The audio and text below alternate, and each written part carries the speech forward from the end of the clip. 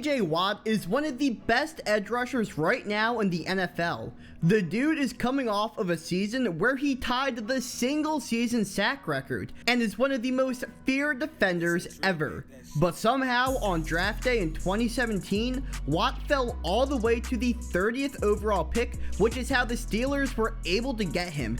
And in the process of him falling, 7 other edge rushers were taken before him. In this video, I will be taking a deep dive into those 7 players' careers and why they were drafted before TJ Watt. So before we see who was taken before Watt, we have to investigate why he fell so far in the draft in the first place. The big issue for Watt coming out of college was lack of experience. Did you know that Watt actually committed to Wisconsin to play tight end? Being listed as a 3-star athlete by 24/7 Sports, Watt saw 0 action his freshman year. That's when he decided to make the career-altering decision to fully become a linebacker, and it paid off big. His sophomore season saw him serving more as a backup, but his junior year is when he popped off, having over 11 sacks and 15 tackles for loss. Watt also had an outstanding combine, running a sub 4.7, a 37-inch vertical, and a 6.793 cone. All of these are superb for an edge rusher.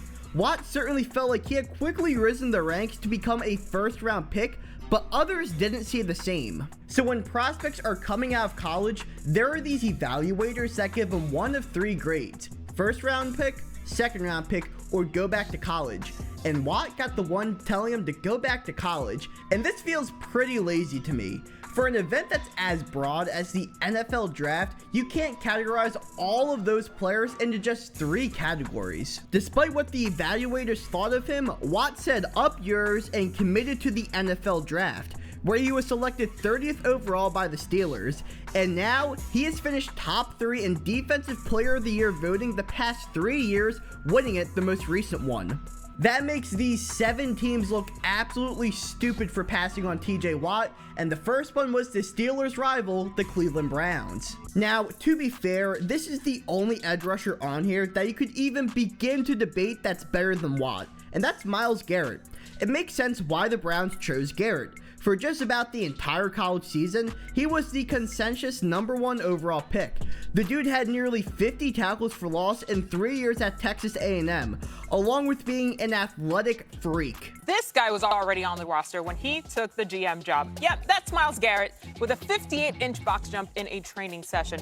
That's 4 feet, 10 inches. Garrett has absolutely lived up to the hype of being a #1 draft pick, helping turn around a Browns defense that was horrendous before he got there. So far in his NFL career, Garrett has made almost the same amount of Pro Bowls and first-team All-Pros as Watt, along with having the 5th most sacks since he entered the league, plus he's up there in the tackles for loss category as well.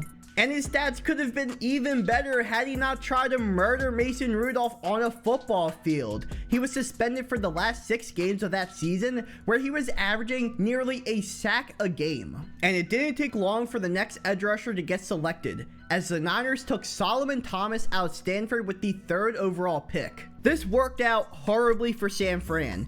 The Niners have been known for their outstanding D-line over the past couple of years, but somehow, Thomas was never a key contributor to it. During his first 2 seasons, he saw a lot of playing time but wasn't really able to produce. His playing time slowly started to go down before his tenure with the Niners ended following an ACL tear. He played with the Raiders this past year on a 1-year deal and had 3.5 sacks, which is sadly a career high for him. Now he is reunited with his old defensive coordinator Robert Saleh with the New York Jets, where he is looking to turn his career around. Going into 2022, Thomas has won no awards, has less than 10 sacks, less than 20 tackles for loss, and is on his 3rd team in 3 years. Truly disappointing for a former #3 overall pick. But the Niners did get something good out of drafting Thomas. This was originally Chicago's pick. The Bears, on draft day, traded a flurry of mid-rounders to the Niners to move up 1 spot to ensure they got Mitchell Trubisky. Well, one of those mid-rounders San Fran got from the Bears ended up being used to select Fred Warner, who has become one of the best middle linebackers in the league. So Niners fans could look at this as Warner being their first round pick and Thomas being their third round pick. But that still doesn't really make up for them not taking TJ Watt. Could you imagine if the Niners took Watt number 3 overall, still got Warner in the 3rd round, and then was still able to get Nick Bosa 2 years later? I know the butterfly effect makes that impossible, but that's a scary defense to think about. The next edge rusher taken was Hassan Reddick by the Cardinals, number 13th overall. Now this pick carries a little bit of an asterisk next to it. Reddick did line up on the edge while at Temple, but also occasionally dropped back in the coverage. But during his first 3 years with the Cardinals, he acted as an off-ball linebacker who would blitz, and it didn't really work out for him too well. He wasn't getting pressure, couldn't stop the run, was missing a lot of tackles, and was putting up horrible coverage numbers. But in 2020, Arizona made the decision to make him a full-time pass rusher, which he immediately thrived at, putting up a double-digit sack season. Reddick then went to Carolina and did the exact same thing, starting to cement himself as an upper echelon edge rusher in this league. He was rewarded handsomely when the Eagles gave him a 3-year contract this past offseason.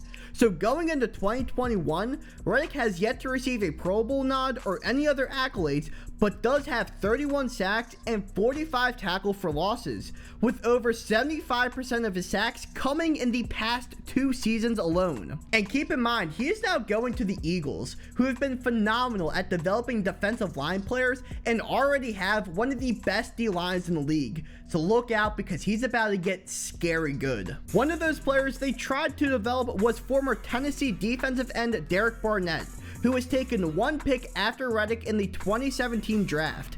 Barnett has had a fairly lackluster career. His big highlight is recovering the strip sack on Tom Brady during Super Bowl 52, which allowed for Philly to kick the insurance field goal. But other than that, it's been a fairly disappointing career. Ask any Eagles fan, and they will describe Barnett to you as a walking flag, which he is. But a super underrated part of his game is him getting pressure. He may not have glorious sack numbers, but he helps bring pressure on the O-line, which allows for other defenders to thrive. Barnett was recently re-signed by the Eagles on a very cheap deal, less than what he was making during his 5th-year option, which tells you how his career has gone. Aside from winning the Super Bowl his rookie year, it's been meh for Barnett. He doesn't thrive at sacking the QB or stopping the run, and was a waste of a top 15 pick. And like I said a moment ago, Philly's D-line has been outstanding the past couple of years. Imagine if they had TJ Watt lining up on the opposite side of Brandon Graham with Fletcher Cox in the middle. Good luck stopping that. Now we're going to start to see the teams that really messed up by not taking Watt. The Miami Dolphins took Charles Harris, number 22 overall, and he has been pretty bad. He didn't even last his full rookie contract on the Dolphins before being dealt for a 7th round pick. But the good news for Harris, he has started to see a career renaissance while in Detroit this past season.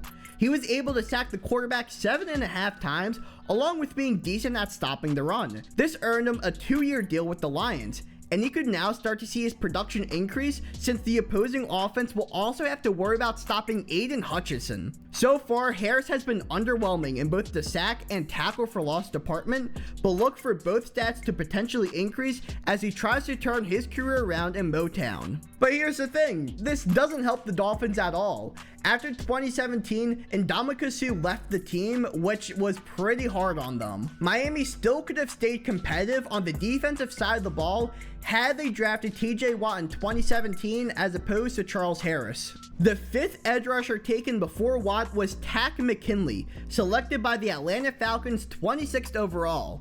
This was horrible. McKinley started out fairly well in his first 2 seasons, but took a sharp decline in 2019. That, combined with his attitude issues and some health reasons, caused him to be off the team before the end of the 2020 season, which sucks for the Falcons since they traded up to get McKinley. That's right, they sent a 3rd and a 7th to get a guy who couldn't play out his rookie deal.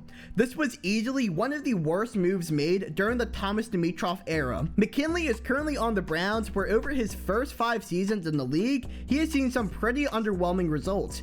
And keep in mind, 13 of his 20 career sacks came in his first 2 seasons. Now let's get into the reason why I made this video, and that's because 2 picks before TJ Watt was taken, the Dallas Cowboys selected defensive end Taco Charlton, number 28th overall. This was such a bad pick. Jerry Jones doesn't even take responsibility for it. He blames his son for it. Our process is an inclusive one. We've said it.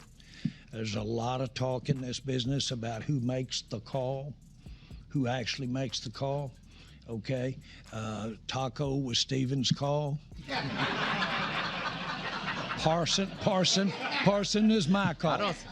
That's not that funny to me. What makes this pick so bad is that Watt thought that he was going to go to the Cowboys, but Jones told him that he was, quote, too small to be a 4-3 end. Boy, does that sound stupid now. Sure, Watt isn't the tallest, but his size is what helps make him so athletic, which is what helps make him so good. Unlike Taco over here, Charlton only lasted 2 seasons in the Big D before being placed on waivers. Now he is on the Saints, which is his 5th team in the last 5 years. A horrible look for a former first-round pick. Out of the 7 edge rushers taken before Watt, Charlton is second to last in sacks out of all of them. And don't think he is much better in the run stuffing department, because he isn't. So much for passing on the guy because he's too small to play 4-3 defensive end. So that's it for today's video. Make sure you hit the like button and the subscribe button. It goes a long way towards supporting me and this channel, and I appreciate every single one of you guys. Also, make sure you check out all my other social media links listed down in the description below. I have an Instagram, a TikTok, and a Twitter. So thank you all for watching, and I hope you all have a fantastic day.